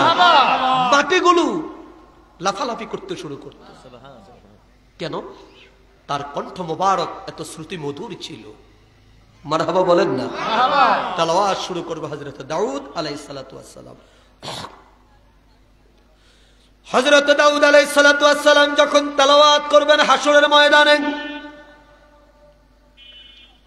হযরত দাউদের কণ্ঠের তেলাওয়াত শুনে হাশরবাসীরা পাগল পারা হয়ে যাবে। মুরগি জবাই করলে, জবাই করে ছেড়ে দিলে যেমনে লাফালাফি করে, হাশরের ময়দানে দাউদ আলাইহিস সালাতু ওয়াস সালামের কণ্ঠের তেলাওয়াতের সুরে এইভাবে লাফালাফি করবে। আল্লাহু আকবার। তাফসীরের মধ্যে দেখলাম পৃথিবীর মধ্যে কিছু জাতি আছে, দাউদ আলাইহিস সালাতু ওয়াস সালামের উপরে যে জাবুর কিতাব নাজিল হয়েছে, জাবুর কিতাবের কোনো ধর্ম নাই। কথা বোঝেন নাই? তাওরাতের ধর্ম আছে, ইনজিলের ধর্ম আছে, কোরআনের ধর্ম আছে, কিন্তু আসমানি প্রসিদ্ধ 4টি কিতাবের মধ্যে একটি হলো জাবুর। এই জাবুর কিতাবের কোনো অনুসারী বা কোনো ধর্ম নেই। কারণ কি? কারণ জাবুর কিতাবটা হলো মূলত ছন্দ, নাত, হাম, অর্থাৎ এটা একটা আপনার কি যেন বলে, আপনার এই যে আপনার সঙ্গীত গ্রন্থ হিসাবে সেটাকে উপস্থাপন করা হয়েছে। সুবহানাল্লাহ বলেন না? সঙ্গীত গ্রন্থ হিসাবে। সেখান থেকে পৃথিবীর মধ্যে অনেক জাতি এই জাবুর কিতাবকে ফলো করে সেখান থেকে তারা বিভিন্ন যন্ত্র, বাদ্যযন্ত্র তারা বানিয়েছেন তাল দেওয়ার জন্য। আজকে আমরা যে গানের মধ্যে যে তালগুলো আসে না, বিভিন্ন ডিজিটাল সাউন্ড, এই সাউন্ড ওই সাউন্ড দিয়ে যা কিছু করা হয়, এগুলো ওই জাবুর কিতাবকে তারা ফলো করে। কিন্তু এখন প্রশ্ন হলো, এখন তো জাবুর কিতাবের শরীয়ত না, এখন তাওরাতের শরীয়ত না, এখন ইনজিল কিতাবের শরীয়ত না, এখন চলছে কোরআনের শরীয়ত। কথা বলেন ঠিক কিনা? এখন কোরআনের শরীয়ত চলছে। এখন কোরআন যেভাবে বলেছে এইভাবে তোমাকে আমাকে চলতে হবে। হযরত দাউদ আলাইহিস সালাতু ওয়াস সালাম যখন তেলাওয়াত শুরু করবেন, ওনার তেলাওয়াত এত শ্রুতি মধুর, এত সুর, এত সুর, মানুষগুলো গলা কাটা মুরগির মতো হাসরের ময়দানে ছটফট ছটফট করবে। এবার আমার আল্লাহ ডাক দিয়ে বলবে, দাউদ রে, বন্ধ করো তোমার কণ্ঠের তেলাওয়াত। এ দাউদ, এই কোরআনের জন্য আপনার দাঁত ভাঙে নাই, এই কোরআনের দাওয়াত দিতে গিয়ে আপনি মারি খান নাই, এই কোরআনের দাওয়াত দিতে গিয়ে আপনি পাথরের আঘাত খান নাই, এই কোরআনের দাওয়াত দিতে গিয়ে আপনি মানুষের গালি শোনেন নাই, এই কোরআনের দাওয়াত দিতে গিয়ে আপনি দেশ ত্যাগ করতে হয় নাই। এ দাউদ, বন্ধ করেন আপনার তেলাওয়াত। আমার হাবিব কই গো, কই গো আমার হাবিব, আমার বন্ধু মুহাম্মদ সাল্লাল্লাহু আলাইহি সাল্লাম কোথায়? আমার বন্ধুকে ডাকো, আমার বন্ধুকে ডাকো। আজকে আমি আমার বন্ধুর কণ্ঠের তেলাওয়াত আমি শুনতে চাই। আল্লাহু আকবার বলেন। আল্লাহু আকবার। এবার আমার আল্লাহ পাক আমার নবীরে আনবেন। আমার নবীর কণ্ঠের তেলাওয়াত এত মধুর ছিল, এত সুরালা ছিল, এত মধুর ছিল, মক্কার কাফেরেরা আমার নবীর কণ্ঠের তেলাওয়াতকে বড় ভয় পাইতো। না জানি নবীর কণ্ঠের তেলাওয়াত শুনে কোন কাফের পাগল হইয়া নবীর প্রেমে ঈমান এনে ফেলে। মক্কার মোড়ে বড় হজর মৌসুমে আবু জাহেল, উতবা, সাইবা লোক রেডি করে রাখলো। আগন্তুক মক্কার কাবার যাত্রীদেরকে বলল, ও কাবার যাত্রীরা, মক্কা তীর্থস্থান, এটা পূর্ণময় ভূমি, খানে কাবা বড় বরকতময়, তোমরা তাওয়াফ করো, তোমরা তোমাদের যা ইচ্ছা তা করো, কিন্তু আমার দেশে একজন পাগল আছে রে, ওই পাগলের কাছে কেউ যাবে না, ওই পাগল কি বলে তাও শুনবে না। আল্লাহু আকবার বলেন না? পাগলের কাছে যাও না, পাগল কি বলে তাও তোমরা শুনবা না। মক্কার লোকেরা মক্কার রাস্তায় রাস্তায় দাঁড়ায়া দাঁড়ায়া এই কথা বলতে শুরু করলো। আগন্তুক মক্কার কাবার যাত্রীরা চিন্তা করলো, এই পৃথিবীর মধ্যে কত পাগল দেখলাম, কোন দেশের কোন রাজা, কোন বাদশা পাগল দেখার উপরে নিষেধাজ্ঞা দেয় না, কারো কথা শোনার উপরে নিষেধাজ্ঞা দেয় না। তাহলে মক্কার এই পাগল জানি না জানি কত সুন্দর। আল্লাহু আকবার বলে। না জানি কত সুন্দর। লোকেরা ঠিক আছে কি বলে শুনবো না, কানে হাত দিলেন, আমার দিকে তাকান, কানের ভিতরে হাত দিয়া এবার পাগল দেখতে গেছে। পাগল বিশ্বজাকের মঞ্জিলে এই দেশের তাফসীরুল কোরআন মাহফিল গুলো যেই উপকার বিশ্বজাকের মঞ্জিলের করেছে, এই দেশের তাফসীরুল কোরআন মাহফিল থেকে জাকের পার্টির যে উপকার করেছে, এটা জাকের পার্টির অনেক নেতা কর্মী দ্বারাও সেই উপকার হয় নাই। কথা বোঝেন নাই? এমন কাজ, এমন উপকার জাকের পার্টির বহু নেতা সে উপকারটা করতে পারে নাই। বলবেন ভাই কেমনে সেটা? আমরা দিন রাত খাটি, তারপরও তারা আমাদের চাইতে কেমনে বেশি। এক একটা তাফসীরুল কোরআন মাহফিল অ্যারেঞ্জমেন্ট করতে 2 লক্ষ, 4 লক্ষ, 5 লক্ষ পর্যন্ত খরচ করে। আমার হাদিয়া কত দিবে এটা ওই যে শরীফ ভাই আর তারা জানে, কত দেয় এটা তারা বুঝে। কিন্তু তাদের মাহফিলের বক্তাদের জন্য বিগ পেমেন্ট রাখতে হয়। কথা বুঝেন নাই? পেমেন্ট রাখতে হয়, ভালো অঙ্কের টাকা রাখতে হয়। হাজার হাজার মানুষ সেখানে উপস্থিত হয়। হাজার মানুষের ভিড়ে বক্তা টপ করে বলে ফেলে, আট্রসি ভণ্ড, জিন আছে। কথা কন না? মাহফিল তাদের, লক্ষ টাকা খরচ করলো তারা। ওয়াজকার কথা বলেন না, ওয়াজ চলে আট্রসি। এই জন্য আমরা কাউরে গালি দেই না। কেবলাদান বলতো, বাবা যারা আমারে গালি দেয় তারাও আমার, তোমরা যারা আমাকে ভালোবাসো তোমরাও আমার।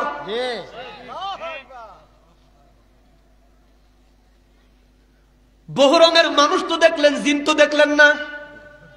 বক্তা যখন বলছে জিন আছে, তা যেমন সব বক্তা না তো, খুব প্রসিদ্ধ বক্তা।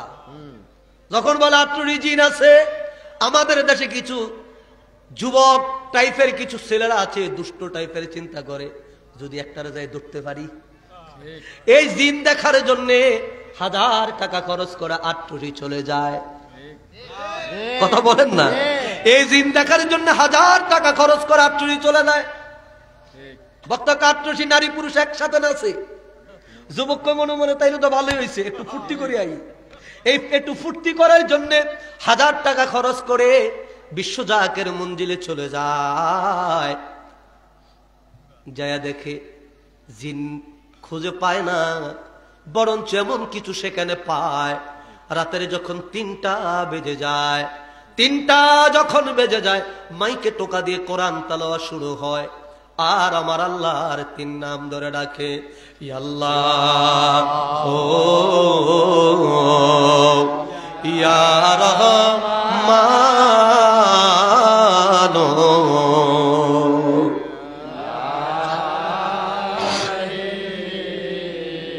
রহমত লহিবারে,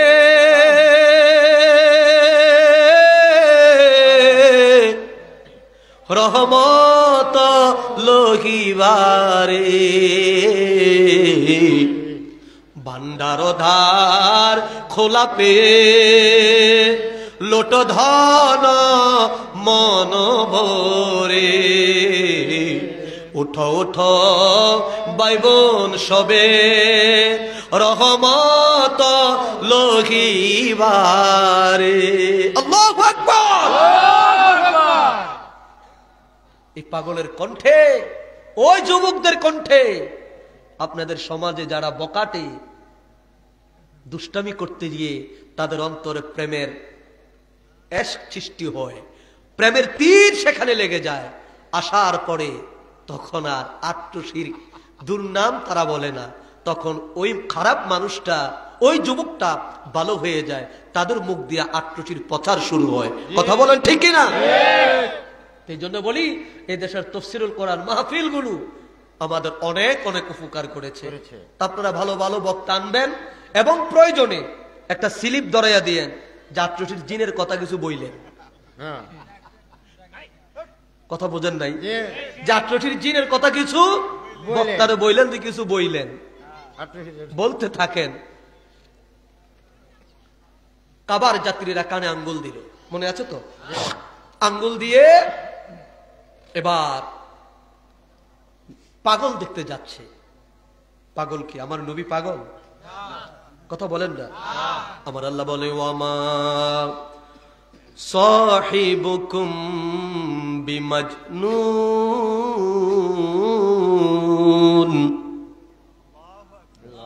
তোমাদের সাথী আমার বন্ধু পাগল না। মারহাবা বলেন না? আল্লাহ বলছে তোমাদের সাথে আমার বন্ধু পাগল না। মা আনতা বিনিআমাতি রাব্বিকা বিমাজনুন। ও হাবিব, আপনার প্রভুর অনুগ্রহে আপনি পাগল নয়, বরঞ্চ আপনাকে দেওয়া হয়েছে অপূরন্ত নিয়ামত। জবান খুলে বলেন মারহাবা। আল্লাহু আকবার বলেন। এবার কাবার যাত্রীরা কানে হাত দিয়ে আমার নবীর কাছে যায়, যায় দেখার এটা কোন পাগল। কালাই উপজেলার কালাই থানার বাজারে পাগল ঘুরে, জামার উপরের বুতাম নিচে, নিচের বুতাম উপরে। কথা কন না? আরে কোন পাগল যার চেহারা দেখলে মুগ্ধ হয়ে যায়, হৃদয় যেন বিগলিত হয়ে যায়, নূর আর নূর, নূর আর নূর। এবার যুবকরা চিন্তা করে, কাবার যাত্রীরা চিন্তা করে, না জানি এই লোকের কথা কত সুন্দর, মারহাবা কন্যা। এবার কান থেকে আঙ্গুল সরে আঙ্গুল সরে শুনে আমার নবী যে কোরআনুল কারীম তেলাওয়াত করে, এত শ্রুতি মধুর, পৃথিবীর বুকে এর আগে এমন কথা কেউ আর বলে নাই, যে কথাগুলো আমার নবী রহমাতাল লিল আলামিন বলছে। জবান খুলে কোন সুবহানাল্লাহ। লোকেরা নবীর কণ্ঠের তেলাওয়াত শুনে নবীর কাছে কালিমা পড়ে মুসলমান হয়ে গেছে। নবীর সুর এত শ্রুতি মধুর। আল্লাহ বলবে, হাবিব এবার আপনি হাসর একটু তেলাওয়াত করেন। নবী যে আমার তেলাওয়াত শুরু করবেন, মারহাবা কন্যা, মারহাবা। নবীর তেলাওয়াত এত মধুময়, নবীর তেলাওয়াত শুনে হাসরের ময়দানে বন্যার ঢেউ যেমন হয়, ঢেউ সৃষ্টি হয়ে যাবে, তরঙ্গ সৃষ্টি হবে। এবার আমার আল্লাহ ডাক দিয়ে বলবে, হাবিব এবার আপনি একটু বন্ধ করেন।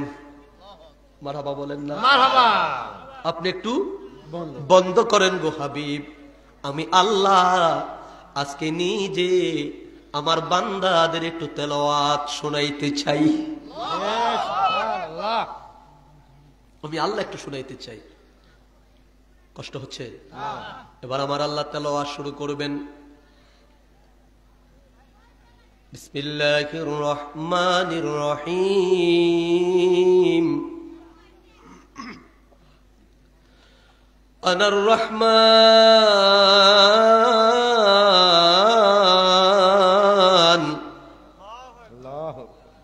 আল্লামাল কুরআন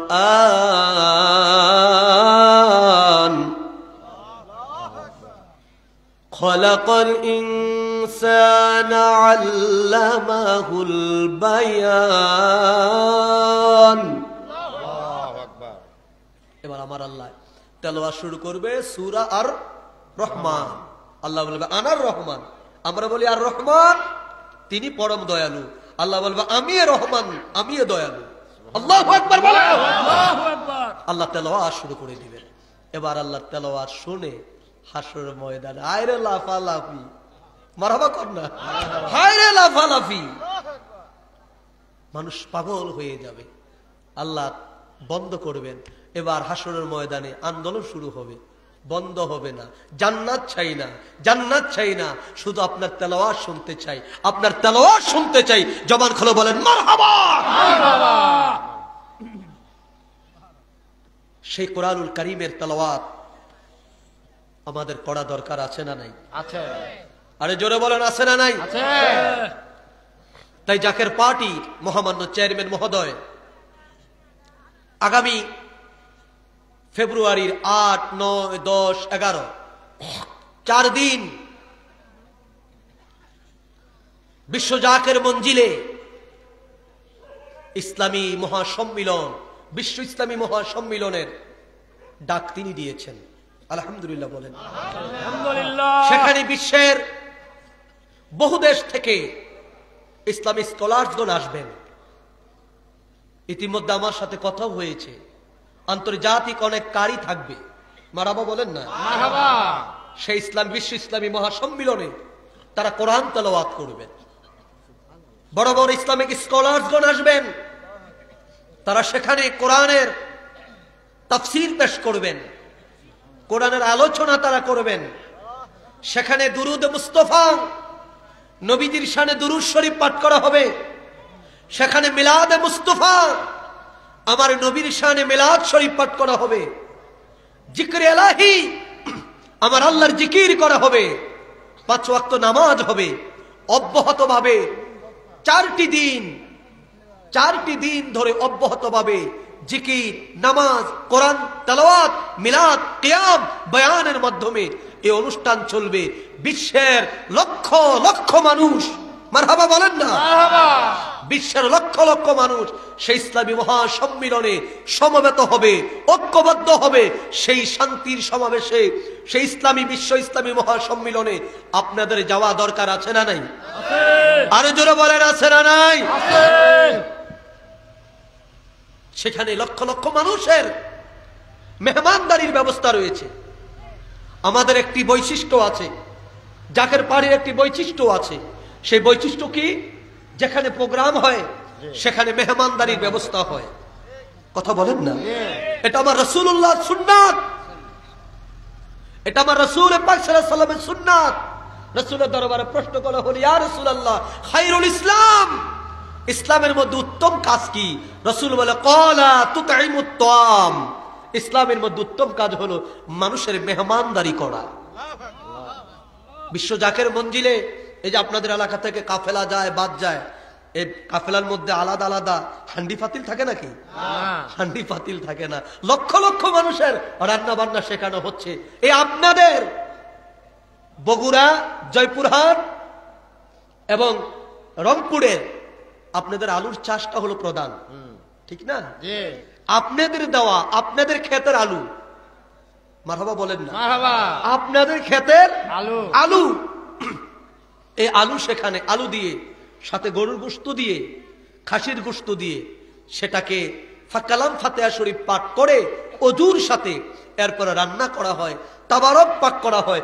যে তাবারক খেয়ে ক্যান্সার বেদির ক্যান্সার পর্যন্ত ভালো হয়েছে, এমন ইতিহাস আছে। জবান খুলে বলেন মারহাবা, আরে জোরে বলেন মারহাবা। তো সেই মহা ইসলামী মহাসম্মিলন এবছর ইনশাআল্লাহ শুরু হবে। আমরা যেখানে পৃথিবীর অন্য দেশ থেকে মেহমান আসবে, লক্ষ লক্ষ মানুষের জামাত হবে, আমরা সেই অনুষ্ঠানে শরীক হতে আমরা রাজি আছি না নাই? আরে জোরে বলেন আছি না নাই?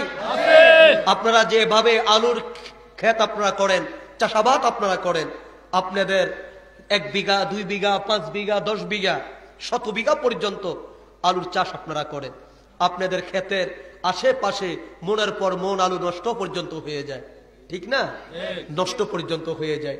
তো আসেন না আমরা ইসলামী মহাসম্মিলনের তাবারকের জন্য, মেহমানদারির জন্য কে আছেন এখানে যে ভাইজান আমি 1 বস্তা আলু দিয়ে দিব, আমি 1 বস্তা আলু দিয়ে দিব, আমি তাবারকের জন্য একটা খাসি, আমি এটা দরবার শরীফের জন্য, এখানের জন্য না, অর্থাৎ ইসলামী বিশ্ব ইসলামী সম্মিলনের জন্য আমাদের নেতৃবৃন্দ যারা, তারা এটা আপনাদের থেকে নিবে, তাদের জিম্মাদারিত্বে আপনাদের এই আমানতটা তারা দরবার শরীফে বিশ্ব ইসলামী মহাসম্মিলনে তারা পৌঁছে দিবেন। পারবেন কি আপনারা? যদি বস্তা না পারেন, অনেকে আবার চাষাবাদ করেন না, আপনারা যদি বলেন আমরা 10 কেজি দিব, এনাফ। আপনারা যদি বলেন আমরা 5 কেজি দিব, তাও এনাফ। আমার কথা হলো এই আপনার এই 5 কেজি দেখেন, বাড়ি কোথায় ভাই? জনাব আক্তার ভাই, তিনি 1 বস্তা দিবেন, পাকুড়িয়া গ্রাম না? আল্লাহ কবুল করেন, সকলে বলেন আমিন। আর কি আছেন যে যতটুকু পারেন? কি নাম? হ্যাঁ, মুজাফফর ভাই, কালাই, বাগরা। এই শরীফ আপনি বসেন, আপনি লিখতে সুবিধা হবে, দেখেন আপনার গ্রামের নাম বুঝবেন। সামনে যান, সামনে যান, টেবিলের উপর। হ্যাঁ, আর কি আছেন একটু বলেন? হ্যাঁ হ্যাঁ,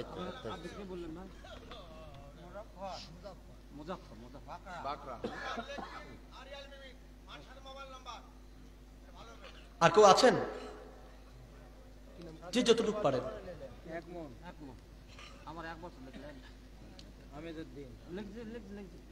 আমিজউদ্দিন ভাই, তিনি দিবেন 1 বস্তা। সকলে বলেন মারহাবা। এই টানাটানি ফ্যান্ডেলের বাইরে, ওরা ফ্যান্ডেলের বাইরে দাও। আদিকালের মানুষ তো। আরিফুল ইসলাম 1 বস্তা। সকলে বলেন মারহাবা। আর কি আছেন একটু তাড়াতাড়ি?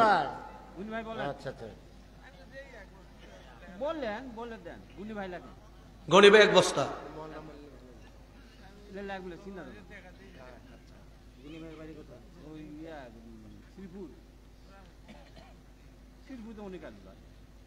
আর কি আছেন দাদা একটু তাড়াতাড়ি বলেন? লা ইলাহা ইল্লাল্লাহ, লা ইলাহা ইল্লাল্লাহ,